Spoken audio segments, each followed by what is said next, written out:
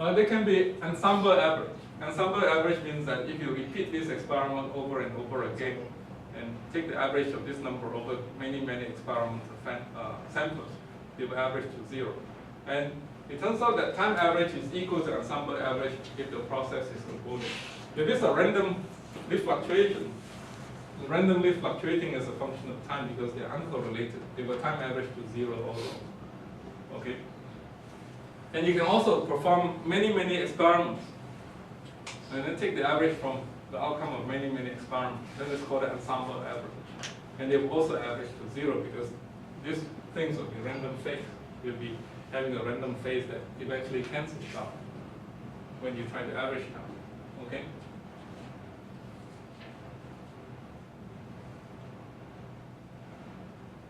So in this case, because this is a probabilistic number, just like before, we have A1 squared plus A2 squared equals to 1.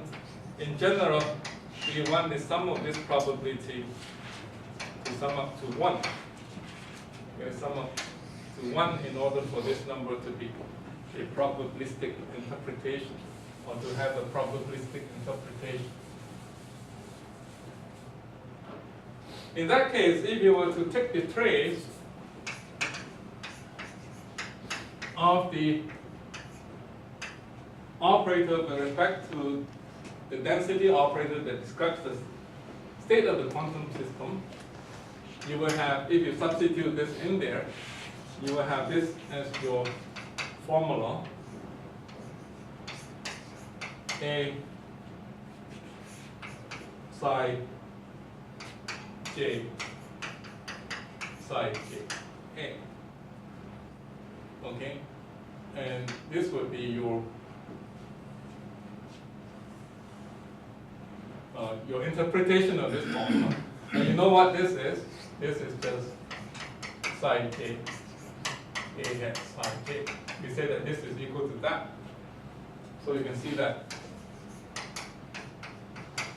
it is actually the expectation value of the operator in different quantum states, and then average over those different quantum states. This is for a mixed state.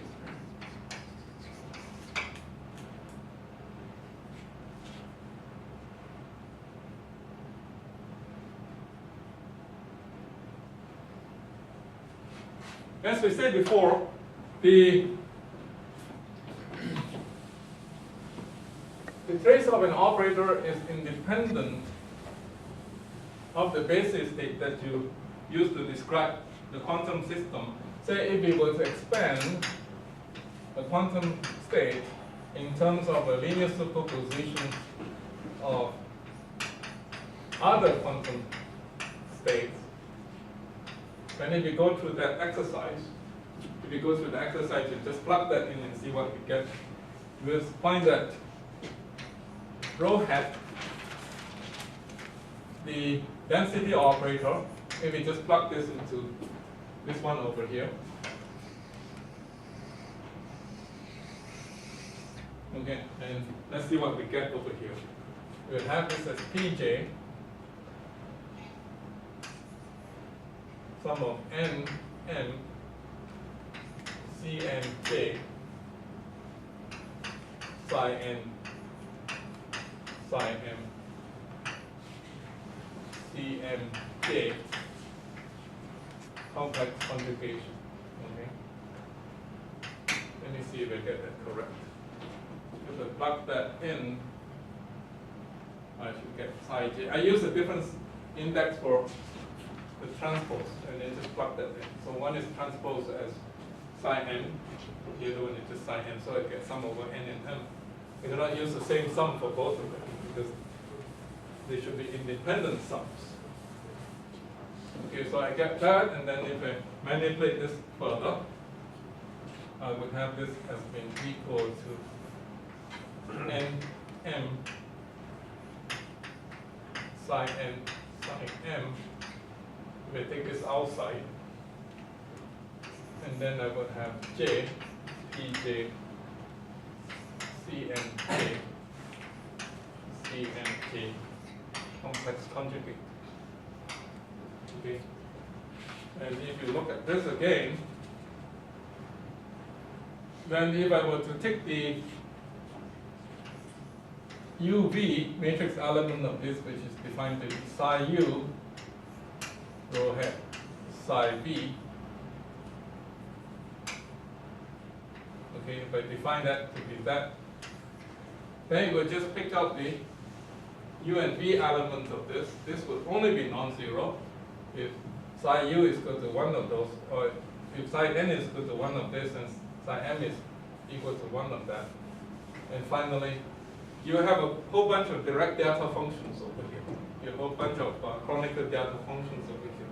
You convert this into delta U n. You convert this into delta NV. And you take the outer product of that. And then when you sum over n and n, it will just become U and V. And finally, you will have this being CU J C V J complex conjugate. Okay. And this is just like the ensemble average. This would be just like the ensemble average of this outer product.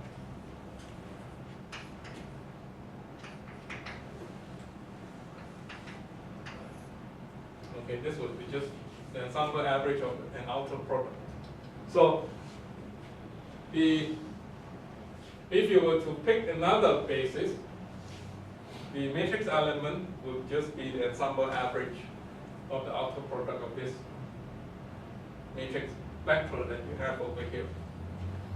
And you can see that UV complex conjugate is UV. So this implies that this matrix is summation.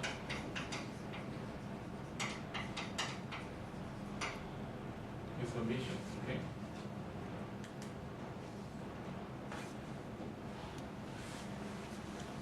And if you were to take the trace of a density operator or density matrix, it always sums to 1. Let's see how we can prove that. The trace of a density operator is always equal to 1. Let's see how we can prove this. And you can prove that very easily for this system over here for a mixed state. Okay, for a mixed state, then you just take the trace of its matrix representation. Or maybe you just sum over.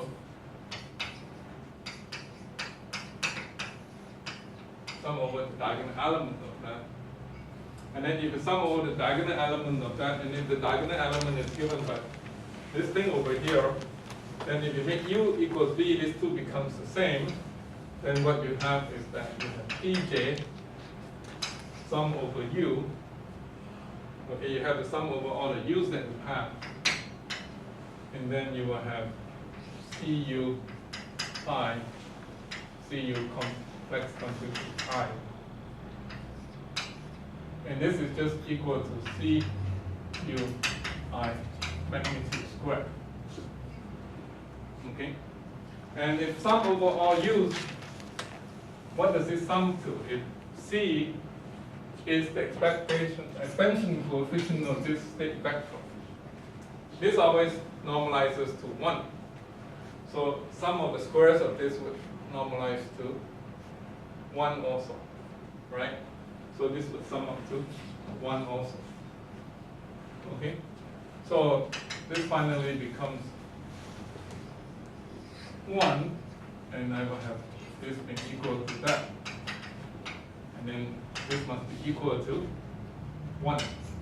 Okay, so for a mixed state it is true. You can show that the trace of a density operator always sums up to 1. But it's quite clear for a pure state. If you have a pure state, you have just one state, right? You can replace this summation with just one. Just one term if it's a pure quantum state.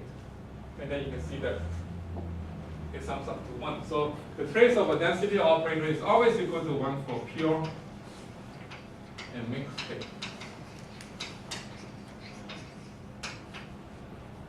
Okay, the trace of the density operator is always equal to 1.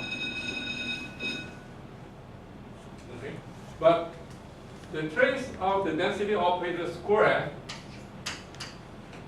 turns out to be equal to 1 to a pure space. Less than 1, less than or equal to 1 for mixed state.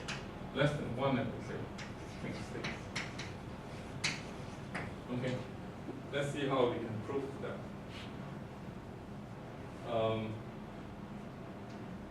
Maybe you can prove that after the coffee break. Take the 5 minutes coffee break, and you come back and prove this statement. Okay? Are there any questions so far? Things are okay, right? So,